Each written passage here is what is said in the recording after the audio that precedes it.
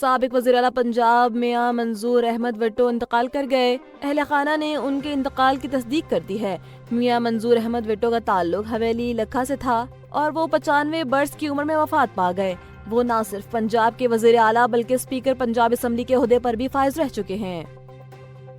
اسلام آباد high court نے افغان شہری بختی جان کو عارضی طور پر افغانستان ڈی پورٹ کرنے سے روک دیا ہے۔ عدالت نے وزارت سیفران کو ہدایت کی ہے کہ درخواست گزار کے پروف آف رجسٹریشن کارڈ سے متعلق درخواست پر 1 ماہ کے اندر فیصلہ کرے۔ درخواست گزار کے مطابق ان کے والد 1974 سے پاکستانی شہری ہیں اور انہوں نے وزارت سیفران اور نادرا کو متعدد درخواستیں دی تھیں، لیکن کارروائی نہیں ہوئی۔ جسٹس محسن کیانی نے ریمارکس دیے کہ شہریت کے لیے پہلے POR کارڈ منسوخ کرنا لازمی ہوگا۔ سماعت اگلے ماہ تک ملتوی کر دی گئی۔ سندھ کابینہ نے سال 2025-26 کے لیے گندم ریلیز پالیسی میں نظر ثانی کی منظوری دے دی۔ وزیر اعلیٰ مراد علی شاہ نے کہا کہ سرکاری گندم فوری طور پر ملوں اور تاجروں کو فراہم کی جائے گی تاکہ مارکیٹ میں استحکام اور آٹے کی مناسب قیمتیں یقینی بنائی جا سکیں۔ کابینہ نے سندھ ریونیو بورڈ چیئرمین کی توسیع، پینشن اسکیم، جیلوں کے لیے وائرلیس کمیونیکیشن، کراچی میں IT ٹاور کی خریداری، ہیومن رائٹس کمیشن میں اراکین کی تقرری اور تھرکول ESG بورڈ ترمیمی بل کی منظوری بھی دی۔ وزیر اعلیٰ نے بن قاسم سے پورٹ قاسم تک 9 کلومیٹر ڈبل ٹریک ریلوے، تعلیمی اور واٹر سپلائی منصوبوں، قبرستان اور پارک اور ادب فیسٹیول کے لیے بھی فنڈنگ جاری کرنے کی منظوری دی۔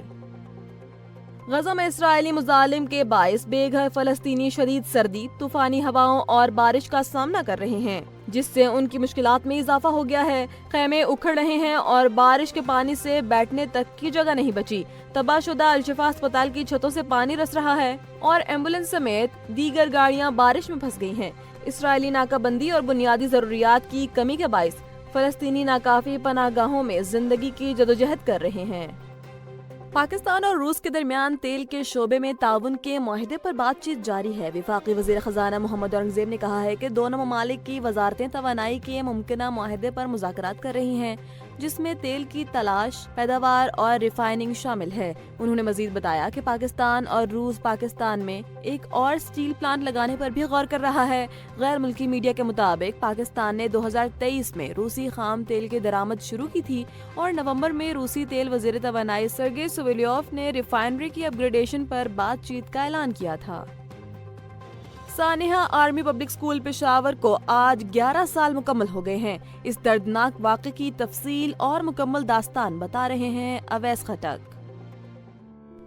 آج 16 دسمبر 2025 کو سانحہ آرمی پبلک اسکول پشاور کو 11 سال مکمل ہو گئے۔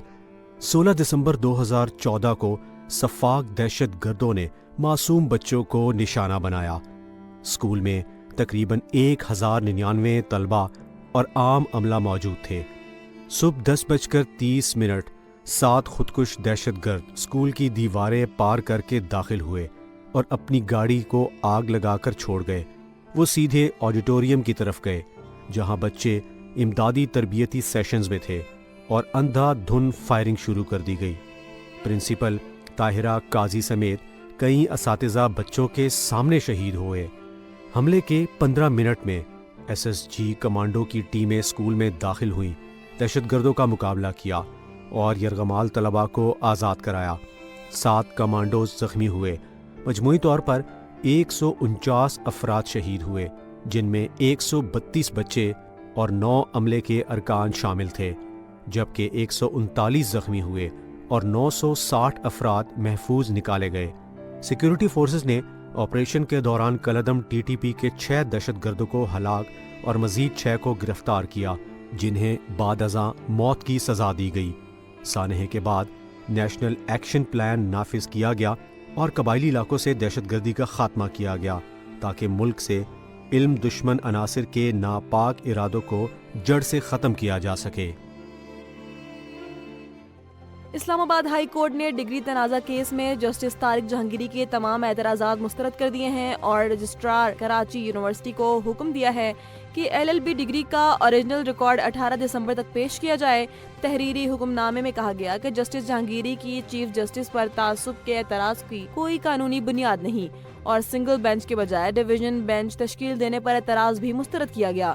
بینچ کے مطابق حساس نوعیت کے معاملے میں 2 رکنی بینچ کی تشکیل جائز ہے اور اعلیٰ عدلیہ کے موجودہ اور سابقہ فیصلوں میں جج پر تعصب کے اعتراضات کی بنیاد واضح کی جا چکی ہے۔ اسلام آباد ہائی کورٹ نے جسٹس جہانگیری کو ہدایت کی کہ وہ درخواست اور متعلقہ دستاویزات فراہم کریں اور HEC اور یونیورسٹی کے جوابات کی مصدقہ نقول بھی پیش کریں۔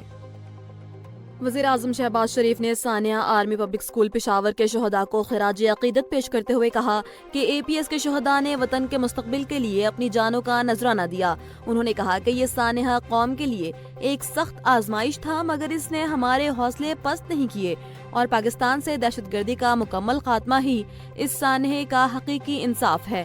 وزیر اعظم کا کہنا تھا کہ ریاست، سیکیورٹی ادارے اور عوام متحد ہو کر زیرو ٹالرنس پالیسی کے تحت دہشت گردی اور انتہا پسندی کے خلاف بھرپور کارروائیاں جاری رکھیں گے اور آخری دہشت گرد کے خاتمے تک چین سے نہیں بیٹھیں گے۔